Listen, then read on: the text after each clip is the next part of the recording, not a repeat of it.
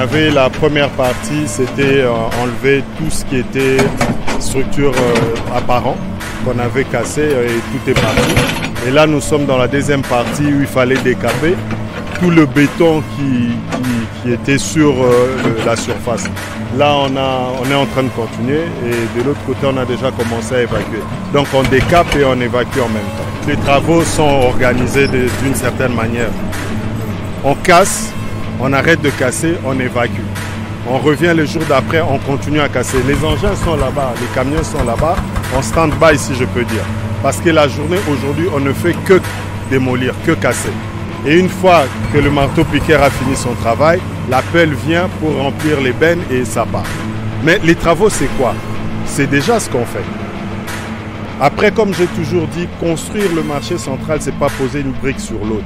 Nous avons 1789 pieux à poser et ça va prendre du temps. Donc, voir les choses qui vont dépasser cette clôture-là, il faut être un peu patient.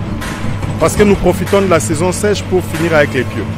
Et une fois ça c'est fini, les briques ça va aller vite, vous allez les voir, ça va dépasser la clôture, ça ira très vite. Zamonizando, ngobila kanisi ba o ba robenga ba arrière-grand-père. C'est-à-dire tonga malelo pona bana na bakoko na bakoko wana. Le marché central va être construit sur 80 000 mètres carrés avec plus de 510 magasins. C'est R+2. Et quand on dit R+2, les gens ont peur en disant ah bazo ça ba mall. Non, on fait pas les malls. On fait le marché traditionnel qu'ils avaient connu ici, au rez-de-chaussée et à un autre niveau.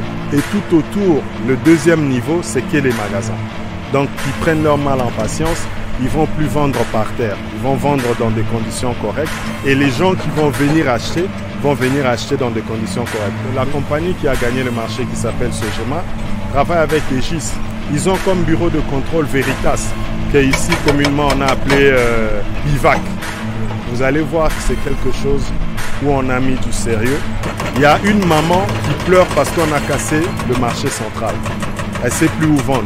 Mais il y a une autre maman qui est en train de pleurer son enfant à l'hôpital, qui a mangé des choses qui étaient sales, qui est en train de pleurer l'enfant. Et j'avais posé une question. Et ces deux mamans, laquelle vous soutenez?